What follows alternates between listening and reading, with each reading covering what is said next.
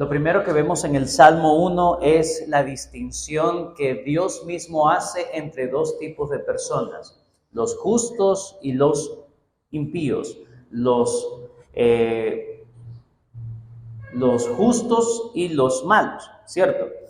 La primera parte se nos habla de en qué cosas no incurren los justos de lo que generalmente hacen los malos. Dice que el justo no anda en los consejos de los malvados. Eso es lo que hace el justo. No anda en consejos de malvados. ¿Qué otra cosa no hace el justo? No anda en los caminos, ¿verdad? El estilo de vida, camino, el estilo de vida de los pecadores. Y la última parte que dice, ni se sienta en la silla de escarnecedores. ¿Qué es un escarnecedor? Es un burlador. Es alguien que se mofa, es alguien que está en contra, que escarnece, que habla, ¿verdad?, en contra de la verdad o se burla de la verdad. Habla de la verdad de una manera ligera, de una manera insolente. Bueno, así el justo, ¿verdad?, según la vista de Dios, no anda ni en los consejos, no busca el consejo de los malos, no anda en el camino de los pecadores, ni se sienta, tiene comunión, ¿verdad?, con los escarnecedores, sino que el justo hace otra cosa que no hacen los pecadores. ¿Qué hace el justo? Sino que en la ley de Jehová está su delicia. Mientras que los pecadores o los malvados, la ley de Jehová no es su delicia. No lo es tan sencillo como eso. ¿Por qué el justo se sienta y tiene tiempo para levantarse temprano para buscar el rostro de Dios? Porque para él la ley de Dios es su deleite, es una delicia. Dice, y en su ley medita de día y de noche. Eso significa que la ley de Jehová siempre está en su mente. Eso es lo que está inundando, está permeando la mente del justo. ¿Cuál es el resultado? El resultado de ese camino de los justos es alguien que no hace algo, pero que sí hace otra cosa, que no va por los caminos de los pecadores, que no va por el consejo de los malos, que no se siente en las sillas escarnecedores, sino que más bien se deleita meditando en la ley de Dios. ¿Cuál es el fruto? ¿Cuál es la consecuencia que va a cosechar en su vida? Será como árbol plantado junto a corrientes de aguas. Es la ilustración que se nos da. Va a ser como un árbol cuando está a la orilla de un río, que está junto a las corrientes de agua, que va a dar fruto. Da el fruto en su tiempo, pero va a dar fruto. Dice, y su hoja no cae, y todo lo que hace, prosperará. ¿Cuántos quieren prosperar? Ajá, eso.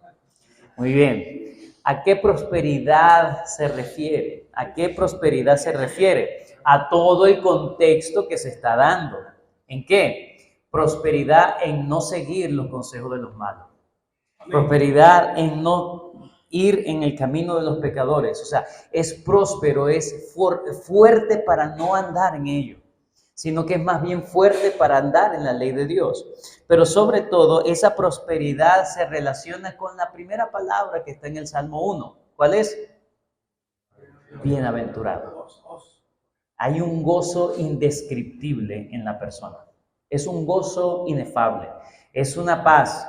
Es una alegría interna que no se la quita a nadie. Es un bienaventurado, es un gozoso. Esa es la prosperidad del alma. La prosperidad del alma. Porque dice que todo lo que hace, que dice, prosperará. ¿Y qué está haciendo? Está meditando en la palabra de Dios. Todo lo que hace. Ahora, el contraste está en los malos. No así los malos, que son como el tamo, como un palito seco, como una ramita seca. ¿Ok? En contraste con el árbol que está junto a corrientes de agua. No así los malos. ¿A qué los comparas? Con esas ramas secas. O ustedes han visto, ¿verdad?, las películas de vaqueros, ¿verdad? y esas cosas que van rodando en el lejano oeste. Bueno, ese es el tamo, ¿sí? Que son llevados, no son fructíferos, no sirven para nada. Son el tamo que arrebata el viento. Dice, por tanto, en una conclusión, no se levantarán los malos en el juicio, ni los pecadores en la congregación de los justos. ¿Qué significa eso? Que los malos no van a pasar el juicio. Los justos sí. Los justos van a ser juzgados, pero van a pasar el juicio, mientras que los demás se quedan en el juicio. Ni los pecadores en la congregación de los justos, porque Jehová conoce el camino de los justos. Al final, todo lo que hacemos, hermanos, varones, todo lo que hacemos en nuestra vida privada, en nuestra cotidianidad, el que está pesando los corazones siempre es el Señor. Usted aquí, pues, puede venir a dar una apariencia de piedad, pero el Señor lo conoce. El Señor nos conoce.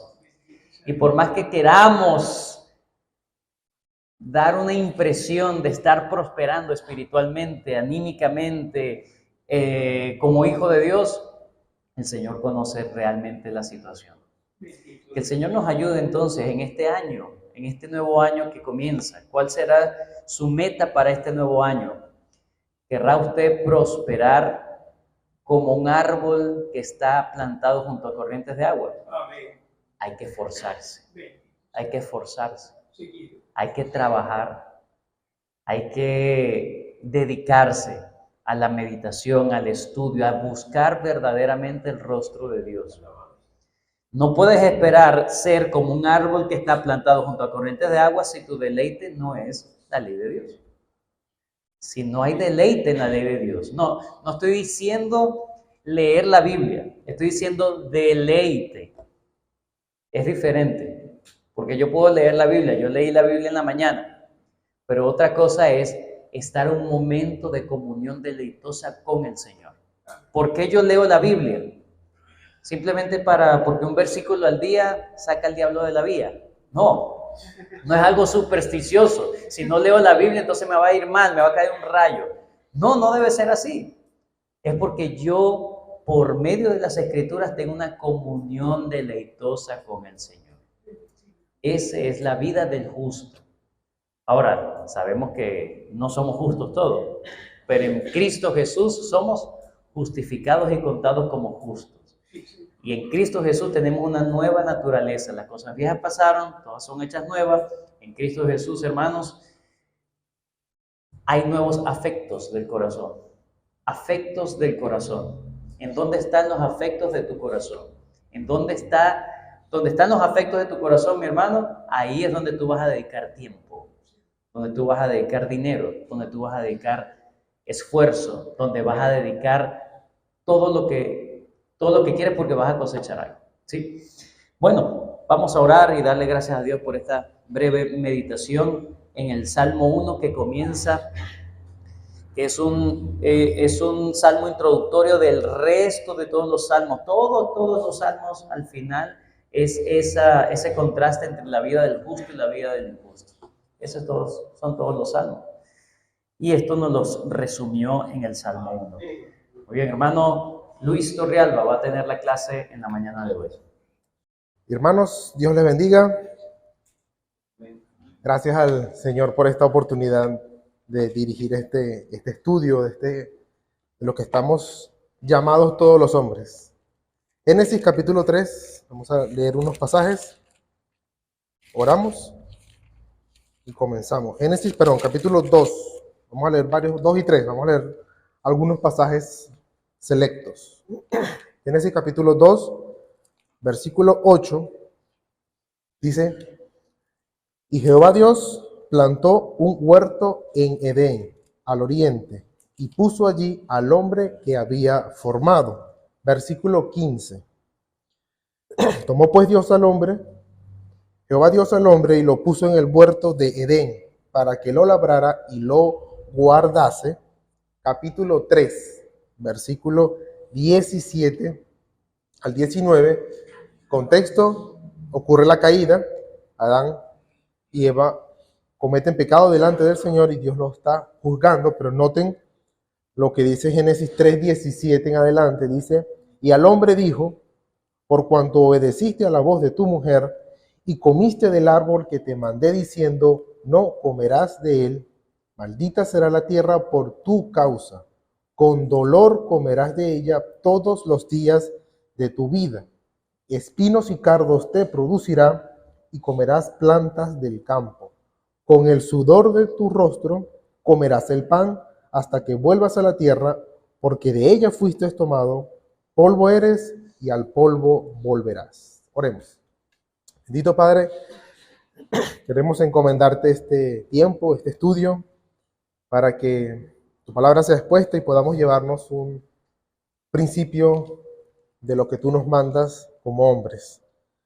Guárdanos en este tiempo, ayuda a mis débiles palabras y a mis hermanos, abre su corazón también para poder recibir esta enseñanza. Nos encomendamos a ti, Señor. Amén. Bueno, estamos viendo el tema del mandato masculino, el llamado que Dios nos hace como hombres. Básicamente es qué dice Dios de qué es ser un hombre, no qué dicen otros, qué dice Dios. Así que constantemente vamos a estar viendo temas que el mundo no lo enseña así, básicamente, sino como Dios lo enseña. Ahora, en el estudio pasado vimos dos palabras claves. ¿Quién se acuerda cuáles son esas dos palabras claves que resumen el mandato bíblico? Cuidar o cultivar y cuidar, o labrar y guardar, o construir y proteger. La Reina Valera lo describe como labrar y guardar. Básicamente ese es el resumen del llamado del hombre. Construir, labrar, cultivar y cuidar, por supuesto, también. Eso implica, hermanos, cumplir esto implica hacer esfuerzo para cultivar y para cuidar, para proteger. Implica usar energías para cumplir eso, dedicarse a cultivar y a construir y a proteger y usar un tiempo para realizar algo. En resumen, se requiere trabajo para cultivar y para proteger o para cuidar. Así que para cultivar y guardar tenemos que trabajar y ese es un mandato para toda la humanidad, en especial para los hombres. Para toda la humanidad, hombres y mujeres, pero particularmente o enfáticamente, vamos a decirlo, para los hombres. Así que el tema de hoy es el llamado sagrado del hombre a trabajar. Ese es el tema de hoy. Un llamado sagrado del hombre para trabajar. Hermanos, podemos decir que nadie respeta a un hombre que no trabaja o que no quiera trabajar, para ponerlo así. Está bien que sea feo, como somos aquí varios. Reconózcanlo, reconózcanlo. Algunos, exactamente. Está bien que no tengamos una voz súper masculina. Bueno, solo uno que yo conozco. Pero del resto no. Está bien. Pero no hay nada peor que un hombre que no quiera trabajar. Nada peor que no quiera trabajar. Ojo, dije que no quiera trabajar, no que no pueda trabajar o que le cueste algún trabajo o que por alguna circunstancia no haya podido conseguir o esté buscando. Es que no quiera. El apóstol Pablo, dirigiéndose a un hombre perezoso, dice en 2 Tesalonicenses 3:10, si alguno no quiere trabajar, que tampoco coma. Como un mandato. Si no quiere trabajar, pues que se muera de hambre. Es básicamente la idea. Ahora, ¿por qué es tan contundente esta frase? ¿Por qué Pablo es así tan duro? Porque los hombres estamos hechos para trabajar. Estamos diseñados para trabajar. Los hombres tienen el deber de trabajar. Una cosa, otra vez, es la pereza y otra cosa es la necesidad y la ayuda. No estamos diciendo que no se puede ayudar a una persona que no tenga dinero. No estamos hablando de eso. Dice Proverbios 21:25, el deseo del perezoso le mata, porque sus manos no quieren trabajar. Es distinto la pereza, la vagancia, que el no poder trabajar o por alguna circunstancia particular. Es importante entender eso. Pero sí podemos decir que la vida de un hombre es una vida de trabajo. Esto es bueno y agrada a Dios, porque así nos diseñó. O sea, debemos estar gozosos por trabajar, no por vagar, no por no estar haciendo absolutamente nada. Así que vamos a ver un poco sobre el marco de referencia del trabajo. Ya sabemos que nos manda a trabajar. Ahora, ¿qué es trabajar? Vale la pena definir qué es trabajo o trabajar. Básicamente podemos decir que es ocuparse en cualquier actividad física o intelectual. Ocuparse en algo. Ejercer una profesión o un oficio, o aplicarse o dedicarse con esfuerzo a la realización de algo, o elaborar o dar forma a algo. Es utilizar las energías para un objetivo, para obtener un fruto. Eso es un trabajo. El trabajo, al igual que el matrimonio y al igual que el día del Señor, se puede ver en todo el progreso de la Biblia o del marco histórico a través de la creación, la caída, la redención y la glorificación. Siempre que vean temas recurrentes en la Biblia, véanlo así: creación, caída, redención y glorificación.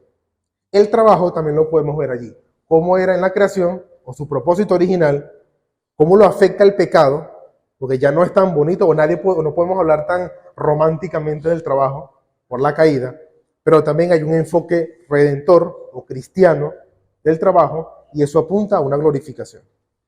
Entonces, en la creación vemos por los pasajes que leímos que Dios colocó a Adán en el huerto y lo puso a trabajar como parte de su llamado y su diseño.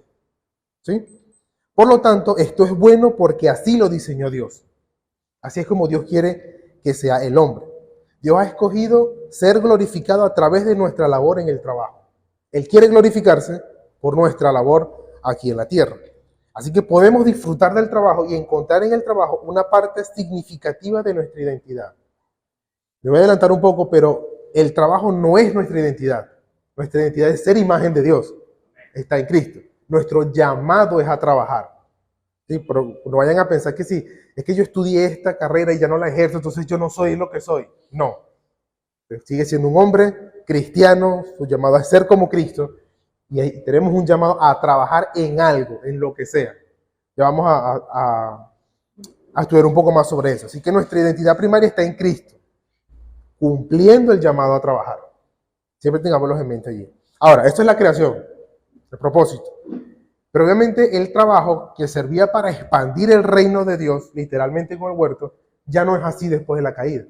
Si saben que Dios expulsa a Adán y a Eva del huerto, así que su trabajo no está expandiendo el huerto. Pero aún así, el trabajo sigue. El pecado afectó la naturaleza del trabajo, pero no cambió el llamado. Ya no es lo mismo el tipo de trabajo, pero sí es igual el mismo llamado a trabajar. Por causa del pecado, se hizo necesario no solo que el hombre trabajara, sino que trabajara arduamente, con mucho esfuerzo, con dolor y con sacrificio. Eso lo vimos en el pasaje en Génesis 3, 17, que él dice que por su causa la tierra va a ser maldita, todos los días comerás de ella, espinos y cardos te va a producir. Es la idea de que no todo trabajo es fructífero, o sea, no nos podemos dedicar mucho en algo y a veces no da lo que esperamos. Mano, es normal. Ahora, por supuesto, también es posible trabajar mucho y obtener mucho, pero espinos y cardos te va a producir en toda labor. Y dice que con el sudor de tu rostro comerás el pan hasta que vuelvas a la tierra. Por supuesto, hay una misericordia allí porque Dios le está diciendo, puedes volver a comer, pero con el sudor. Ya no tan fácil como estaba en el huerto. Así que el trabajo ya no se lleva a cabo de la misma manera, pero el deber es el mismo. Debemos trabajar. Ahora, creación, caída. Ya sabemos que el trabajo y todo lo que afecta al trabajo, el pecado, el egoísmo, las dificultades, todo eso. Pero también tenemos la redención. Cristo es el modelo perfecto de un hombre trabajador, a quien tenemos que mirar para saber cómo es un hombre trabajador. Desde pequeño él decía, en los negocios de mi padre me es necesario estar. Desde jovencito ya decía eso. O en una ocasión le dijo, mi padre hasta ahora trabaja y yo trabajo. La labor que hizo Cristo, se levantaba a hacer las cosas. Tenía un propósito, se levantaba pensando, ¿qué voy a hacer hoy? Entonces nuestro enfoque en el trabajo es un enfoque cristiano. Es decir, vemos el trabajo como Dios ve el trabajo. Nuestra labor como trabajadores es ser de ejemplo para otros. Y el Evangelio nos motiva a trabajar como es debido. Es decir, con propósito. Porque Dios trabaja con propósito, nosotros también. Porque somos imagen y semejanza de Dios. Entonces tenemos creación, el diseño de Dios para trabajar, caída, ya no es la misma naturaleza, pero el mismo llamado, con otros propósitos, por supuesto. La redención, como cristianos, recuperamos un verdadero enfoque del trabajo. Y en la gloria, aunque en la glorificación, tendremos un reposo completo y definitivo, no significa inactividad. Por supuesto, vamos a tener un reposo de todas las obras, pero no significa inactividad. Hay una recompensa por el buen trabajo que hacemos aquí en la tierra para Dios. Y eso lo vemos en la parábola de los talentos, cuando él dice, bien, siervo bueno y fiel, siervo, en lo poco fuiste fiel, en lo poco que el trabajo que hiciste, en lo poco fuiste fiel, en lo mucho te pondré, entra en el gozo de tu Señor. Así que además de adorar a Dios eternamente y perfectamente y enérgicamente para Dios, también en algún sentido, vamos a seguir trabajando para Él, laborando. En la parábola de las 10 minas, en Lucas 19, 2 siervos trabajaron, uno ganó 5 y uno ganó 10, cada uno respectivamente, y a ambos se les dijo lo mismo, bien hecho, buen siervo, puesto que has sido fiel en lo muy poco, tenga autoridad sobre otras 5 o 10 ciudades. Por supuesto, no sabemos exactamente cómo va a ser esa vida, esperemos que estemos todos para ver cómo es, con el favor de Dios. Pero definitivamente no vamos a estar quietos así tocando el arpa con unas alitas. Esa no es la imagen del cielo. Esa es una caricatura del cielo. Vamos a estar en gloria para el Señor y sirviéndole eternamente. Así que mientras estamos en este mundo, podemos decir que siempre hay un trabajo apropiado para nosotros. Siempre hay un trabajo apropiado. ¿Significa que todos los trabajos son iguales? No, por supuesto que no. Hay unos más difíciles que otros, y algunas, ya sea por el tipo de trabajo o por nuestra propia disposición. No somos tan buenos en algo, pero tenemos que hacerlo, o somos muy buenos en una cosa y se nos hace más fácil. Pero el punto es que estamos llamados a trabajar. Ahora, ¿podemos decir que siempre disfrutamos lo que hacemos? Siempre. No. ¿Por qué razón? ¿Por causa de la creación o por causa del pecado? Por causa del pecado. Podemos decir que afectó la realidad y el desempeño del trabajo y hasta distorsiona el propósito mismo del trabajo. O sea, lidiamos con más cosas que hubiese sido estar en la creación, por ejemplo, en el huerto. La gente del mundo normalmente evalúa el valor de un empleo por la cantidad de dinero que se paga, por el prestigio que ofrece. O sea, el mundo ve el trabajo como ganar dinero, ser mejor, tener fama, ser superior a otro, o el medio para darse lujo o placer. Yo trabajo para poder darme mis lujos. Esa es una visión mundana, no cristiana. Ahora, ¿cómo debemos trabajar apropiadamente? ¿Cómo cumplimos ese llamado? ¿O cómo identifico yo el llamado a trabajar apropiadamente? Hay 5 preguntas claves que debemos hacernos para evaluar si mi trabajo o mi desempeño en el trabajo o el propósito de mi trabajo es apropiado a la luz de lo que Dios pide. Así que vamos a estudiar estas 5 preguntas. Se las voy a decir para que las tengamos en mente. Vamos a hacer este estudio. Primera pregunta, para saber si el tipo de trabajo o mi desempeño o el propósito es apropiado o es lo que Dios le agrada. Primero, pregunta clave y central. ¿Glorifica a Dios este trabajo? Principalmente. ¿Esto glorifica a Dios? Segunda pregunta. ¿Beneficia a mi prójimo? Beneficio verdadero a mi prójimo. Tercera pregunta. ¿Me considero llamado a este trabajo o al menos puedo hacerlo bien y disfrutarlo? Esto es un poco subjetivo, pero también forma parte del llamado. O sea, considero que realmente he sido llamado para ejecutar esa labor o al menos puedo hacerlo bien y disfrutarlo. Cuarta pregunta. Si este trabajo provee para las necesidades materiales. Provee el sustento que necesito. Y número 5, si este trabajo me permite llevar una vida piadosa y equilibrada. 5 preguntas que constantemente tenemos que hacernos para saber si el tipo de trabajo o mi desempeño o el propósito agrada a Dios. Primera pregunta es si glorifica a Dios este trabajo. Y esto tiene que ver con el hecho de trabajar para glorificar a Dios. Ese es el principio que tenemos que tener. Trabajar para glorificar a Dios.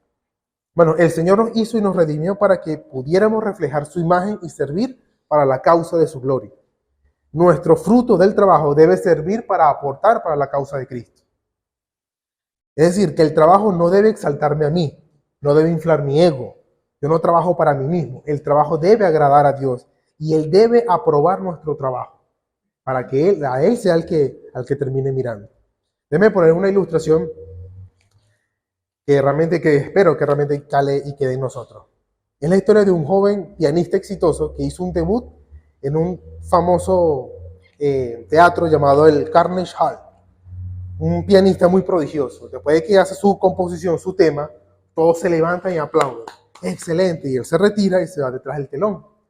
El dueño del teatro lo habla con él en privado y le dice, pero ve y vuelve a tocar lo que se llama un bis o una repetición de la pieza, como que si le dijeran otra, fue tan bueno. Y él mira detrás del telón y le dice, tú ves ese señor que está allá en el fondo, el único que no se ha parado. Si él no se levanta, entonces yo no voy a tocar. Y este dueño le dice, por una persona no vas a tocar cuando todos están de pie aplaudiéndote. Bueno, ese que está allí es mi maestro de piano. Si él no lo aprueba, entonces yo no voy a salir.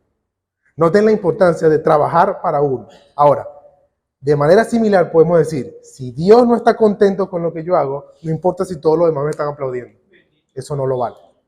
Nuestro enfoque es agradar al Señor. Dios lo pide de la manera que Él lo pide y yo lo debo hacer. Eso es lo que nos enseña Colosenses capítulo 3, versículo 23 a 24, y dice, y todo lo que hagáis, hacedlo de corazón, como para el Señor, no para los hombres. Que sea el Señor el que en un sentido figurativo se levante y nos aplauda. Bien hecho, buen siervo fiel. Así. Y no para los hombres, sabiendo que del Señor recibiréis la recompensa de la herencia, porque a Cristo el Señor servís. Ahora, recuerda esto. Nuestras obras en el trabajo, nuestra labor, jamás van a conseguir la aprobación de Dios. Jamás. Imposible. Solo hay uno que sí tiene la aprobación y la complacencia del Padre, y es Jesucristo. Con esta ilustración no quiero decir que me tengo que ganar el favor de Dios.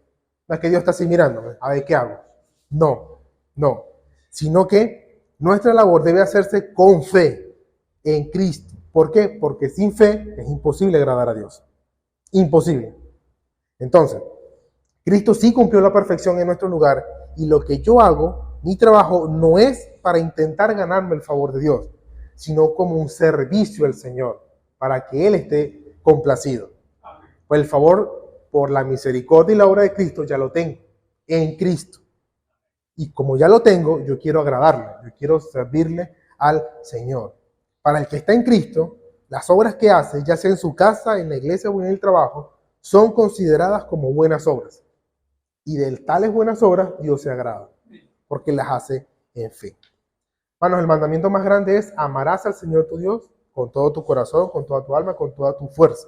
El trabajo debe reflejar mi amor por Dios.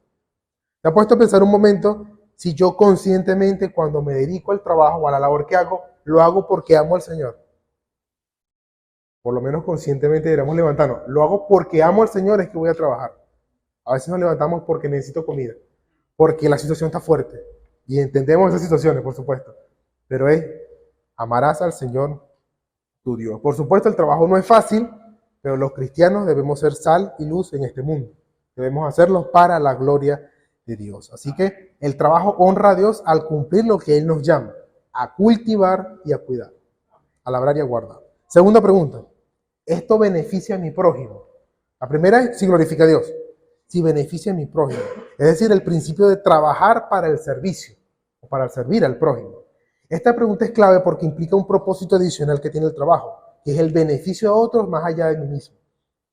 El mundo dice, trabaja para darte tus lujos, trabaja para que tú vivas bien, para que tengas dinero, para que puedas ser alguien en la vida. Ese no es el propósito del trabajo. El cristianismo dice, trabaja para el beneficio de tu prójimo y haciendo eso te beneficias a ti mismo. ¿Por qué? Porque el segundo mandamiento más grande, ¿cuál es? Amarás a tu prójimo como a ti mismo. No te amarás a ti, amarás a tu prójimo. Si el trabajo es solo para mi beneficio, si ese es realmente el concepto que dice el mundo, entonces no debería importarme si yo perjudico a otro, si le estorbo a otro, si le quito, le robo a otro. Total, lo que importa es que yo gane, no que otro gane. Esa no es la mentalidad. Es decir, que el trabajo debe reflejar mi amor al prójimo. Usted se ha levantado y en el momento que trabaja dice, esto lo hago porque amo a mi prójimo. O nos levantamos porque necesito plata para ahorita. O porque realmente quiero beneficiar a otro. Nota lo que dice Pablo en Efesios 4:8. El que hurtaba no hurte más, sino que trabaje, haciendo con sus manos lo que es bueno para que tenga que compartir con el que padece necesidad. Si yo necesito ganar dinero para ver a quién puedo ayudar. Ven que el enfoque del trabajo es distinto cuando uno lo ve así. Así que el trabajo debe tener un sentido, una meta, un propósito a otros. Es decir, el trabajo debe ser productivo. No debe ser únicamente para mi gozo. Debe tener un resultado. Cuando yo tengo en mente de que mi trabajo debe beneficiar al prójimo, palabras como estafa, engaño o aprovecharse de otro o sacarle provecho a algo, ya nos indican que eso no es un buen camino. A que este no sabía, yo me voy a aprovechar a sacarlo de una vez. No es la visión correcta, la visión cristiana. Esto tiene implicaciones con respecto, por supuesto, a las autoridades dentro del trabajo. Es decir, con respecto a nuestros superiores o a nuestros servidores o empleados. Porque les sirvo a otros también. Un jefe cristiano, debe reflejar en la manera en cómo Cristo ejerce su autoridad también. Es decir, este jefe refleja el carácter de Cristo en cómo se dirige a sus empleados, cómo los trata y cómo los considera, como lo que ellos son, imagen y semejanza de Dios también. Un gerente o un administrador en un trabajo debe dirigir con honestidad, con integridad y con propósito. Un superior debe velar por la seguridad y el cuidado de sus empleados. Es decir, un jefe, un dueño de una empresa, también debe cultivar y cuidar a sus trabajadores, porque en ese ámbito es responsable por ello. También debe hacerlo. Tenemos un claro ejemplo de un pecador piadoso a quienes sus propios esclavos, cuando lo pasaban, que le decían: el Señor te bendiga, Jehová te bendiga. Pregunta: nosotros, como a los que son dueños, sus trabajadores le dicen así: Jehová te bendiga. Ese sí es un tremendo dueño. No es fácil, por supuesto. No es fácil. El ejemplo está en Boaz. Lo vemos en la historia de Ruth. Ahora, por otro lado, el empleado cristiano es uno que tiene superiores, a quienes le rinde cuenta. También debe reflejar cómo él mismo obedece a Dios por medio del cumplimiento de su labor. Le está rindiendo cuenta y es una autoridad. Un empleado cristiano sabe que tiene que trabajar y cumplir su trabajo porque así es como Dios lo manda. Y con esto beneficia a otros también. Sí, somos trabajadores de una empresa, trabajamos para beneficiar a la empresa. Sí, porque en ese momento le estamos rindiendo cuentas a alguien. Es que ese dueño se queda con todo. Mi labor no es enfocarme solo en mí. Por supuesto, vamos a tener otras preguntas sobre el trabajo, pero si le debo rendir cuentas a alguien más, y de ahí es donde viene mi provisión, yo debo trabajar enfocado en eso, en otros también. Pregunta número 3. ¿Me considero llamado o puedo disfrutarlo o hacerlo bien? Aquí vemos el principio de trabajar con propósito y con gozo. En varios casos uno puede sentir que cierto llamado para ejercer un trabajo es como más evidente. Por ejemplo, el de un médico, un artesano, un cocinero, un mecánico. O sea, como que siente que es para eso. Pero también podemos decir que no todos sentimos ese llamado. A veces trabajamos por la necesidad. Pero ojo, como el enfoque es glorificar a Dios en eso, aún en aquello que yo puedo no sentirme totalmente llamado para hacerlo, también puedo sentir un gozo al cumplir lo que Dios manda o hacerlo como Dios lo manda. Dios nos llama a trabajar, pero nos dice exactamente qué tipo de trabajo vamos a hacer. Tampoco vamos a ver nuestra partida de nacimiento o el código genético, él va a trabajar de esto. No. Así que le puedo dar tranquilidad al que estudió una carrera y no la está ejerciendo. Dios no te va a decir, ¿por qué no? O te va a pedir, trabajaste. Cumpliste tu labor aquí en la tierra, ya sea en esto o en otra cosa. Pero es cumplir el labor. Así que esta pregunta es como un asunto más subjetivo. O sea, más cómo me lo considero yo. Pero está limitado por los principios de la Biblia, es decir, la ética. Si lo que yo estoy haciendo es honesto, es ético delante del Señor. También por el razonamiento sabio. Es decir, si tengo la habilidad y el carácter para hacer esas cosas. O reconocer mis propios límites. No puedo hacer esto. No tengo la habilidad o no conozco eso. No debería hacer ese tipo de cosas porque no lo conozco. Estaré engañando a otros y decir, no, sí, yo lo sé hacer. Cuando no lo sé hacer. O de repente saber, oye, requiero más entrenamiento para algo. Es el tipo de cosas que uno puede pensar. Y por supuesto, el gozo en el cumplimiento. Procuremos en lo posible disfrutar de lo que hacemos. A veces es muy fácil quejarse. Es muy fácil quejarse por todo. Por la situación del país, porque no hay mucho dinero. Es fácil quejarse. Pero difícil es buscar el gozo cumpliendo el deber. En lo que uno tiene que hacer. Por supuesto, es cierto que no siempre sentimos ese gozo en el trabajo. Y no lo sentimos por causa del pecado, por supuesto, que mancha el trabajo y no lo hace tan fácil. La Biblia dice, espinos y cardos te producirá. ¿Sabe? Imagínense un huerto, siembro una fruta y me salen espinos. ¿Qué tengo que hacer? Quitarlo con cuidado porque eso no sirve y poder sacar lo que sí sirve. Pero el punto es que es la meta y el propósito, no la circunstancia, lo que debe darnos el gozo. Es decir, el propósito de mi llamado es lo que me debe impulsar a seguir, no la circunstancia. Piensen en esto, en tu trabajo. Este trabajo arduo o este trabajo complicado, ¿lo hago por o lo hago para? Es complicado, es difícil, pero ¿para qué lo hago? ¿O para quién lo hago? Es lo que podemos hacer. Nuevamente, Efesios 4:28, Pablo dice, el que hurtaba no hurte más, sino que trabaje haciendo con sus manos lo que es bueno. Haciendo con sus manos lo que es bueno. Cuarta pregunta. Bueno, la primera pregunta es si esto glorifica al Señor. ¿Realmente lo glorifica? Número 2, si beneficia a mi prójimo, realmente. Si tengo un llamado o puedo hacerlo bien o disfrutarlo mientras lo hago. Número 4, si este trabajo provee o me provee para las necesidades materiales. Es decir, el principio de trabajar para el sustento. El trabajo, hermano, es el medio por excelencia que Dios ha establecido para sostenernos en este mundo. La Biblia es clara sobre eso. Proverbios 12:11 dice, el que labra su tierra se saciará de pan, mas el que sigue a los vagabundos es falto de entendimiento. Hermanos, no romanticemos el trabajo. El trabajo es difícil, lleva cargas y el trabajo es para nuestro sustento también. Tampoco idealicemos como que no, yo no necesito ganancia, solo lo hago para los demás. No, por supuesto, tenemos que hacerlo para el beneficio, pero también debe tener un beneficio para un sustento. Ojo, no para el lujo, sino para el sustento.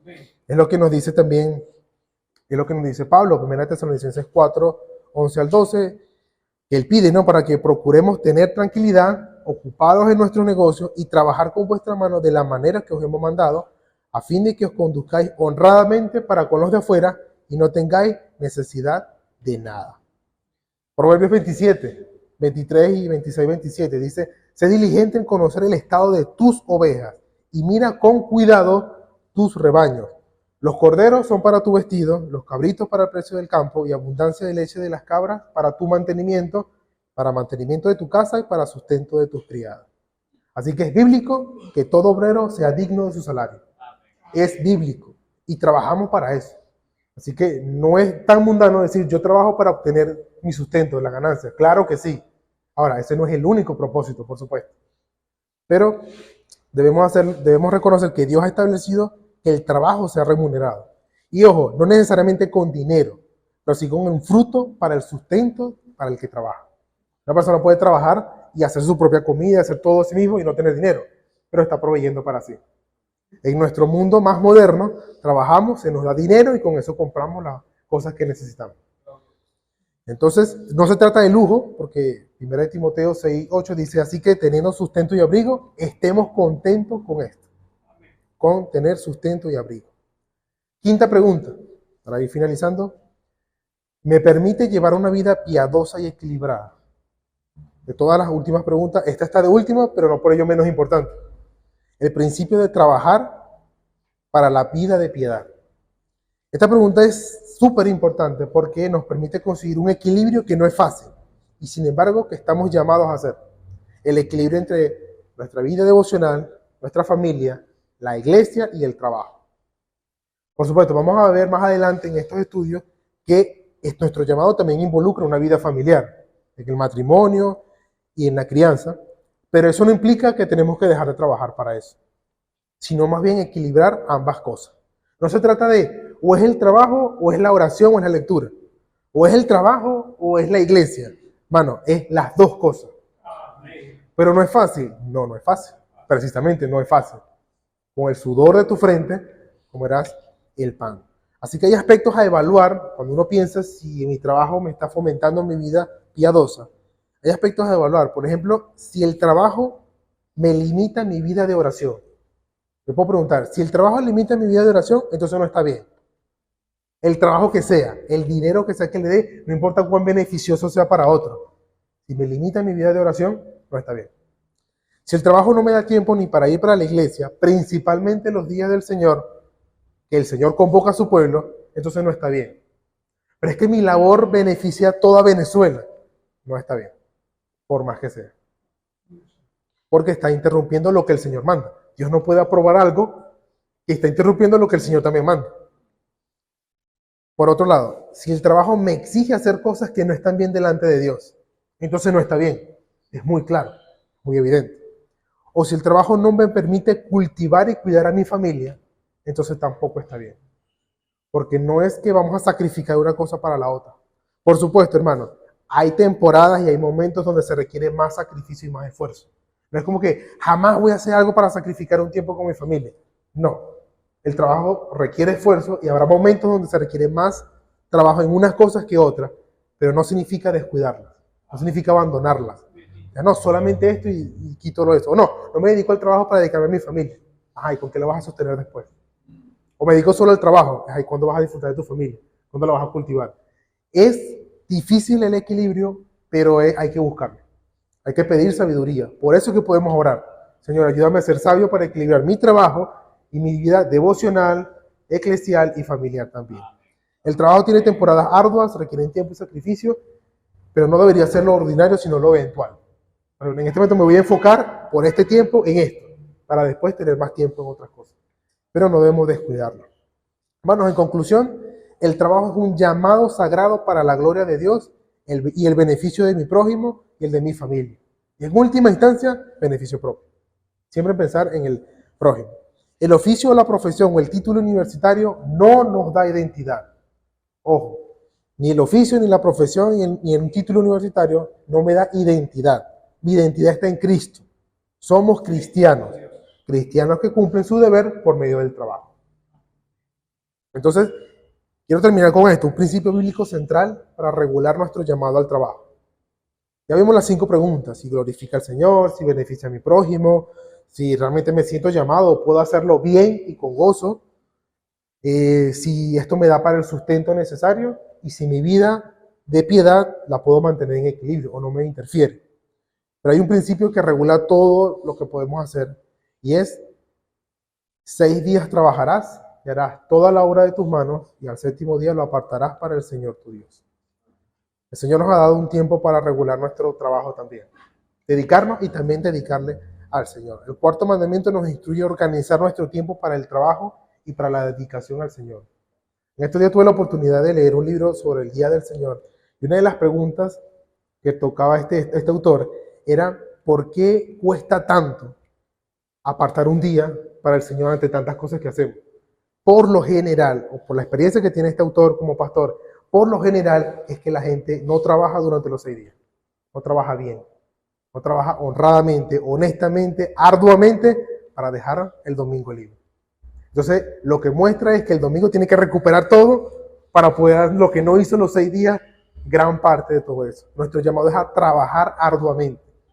Generalmente, por lo general, si trabajamos como debemos trabajar, el Señor nos bendecirá con dejarnos ese tiempo libre. O podemos tranquilamente dejar ese tiempo para el Señor que Él nos manda. Así que podemos hacer unas preguntas para terminar. ¿Qué cree la gente o crees que la gente vincula tu identidad como cristiano en tu trabajo? La gente sabe que eres cristiano o tu forma de trabajar demuestra distintivamente que eres cristiano. Yo creo que una de las cosas más difíciles, yo no tengo carro, ¿no? Pero los que tienen carro, ir para un taller que no conocen. ¿Quién sabe? O sea, confiar en alguien que quién sabe que le van a hacer es complicado. Pero qué bonito debe ser de poder decir, de darle un carro a alguien y decir, no, esa persona es honesta, porque él es cristiano. Yo puedo confiar, puedo dejárselo tranquilamente. Otra cosa, ¿qué dice tu empleo o tu trabajo como estudiante? Porque el estudio también es un trabajo para lograr un objetivo, acerca de ti. El tipo de trabajo que tienes o la forma en cómo lo llevas a cabo o el propósito con que lo haces refleja que eres cristiano, que amas a Dios y que amas a tu prójimo. Para los que están estudiando, si todavía están estudiando, ¿cómo nos preparamos o cómo te preparas ahora para tu futura profesión? ¿Qué cosas específicas acerca del llamado, de lo que hemos visto, puedes pedirle al Señor para enfocar ahora tu trabajo? Por supuesto, puede que no todos tengamos la misma idea, pero esperemos que a partir de ahora podamos no necesariamente cambiar de trabajo, pero sí reenfocar la manera en cómo desempeñamos nuestro trabajo. Hermano, seamos ejemplos como trabajadores en nuestro lugar de trabajo. Seamos sal y luz en todo eso. Amén. Vamos a orar. Gracias, Señor. Te damos por este estudio, por este tiempo. Señor, ayúdanos a cumplir nuestro trabajo para cultivar, para cuidar, para trabajar honestamente, para ser íntegros en nuestro trabajo. Ayúdanos a reflejar que somos cristianos, a reflejar tu gloria, a poder utilizar el fruto de nuestro trabajo para promover tu causa, para que el reino de Dios se siga expandiendo, para ayudar a mi prójimo. Perdónanos, Señor, si nuestro enfoque o nos hemos levantado con otro enfoque más mundano que cristiano. Y ayúdanos a partir de ahora a definir el trabajo como tú lo defines, poder trabajar con el gozo, sabiendo que solamente de ti es que tenemos la recompensa. Guárdanos en este tiempo. En tu nombre, Señor. Amén.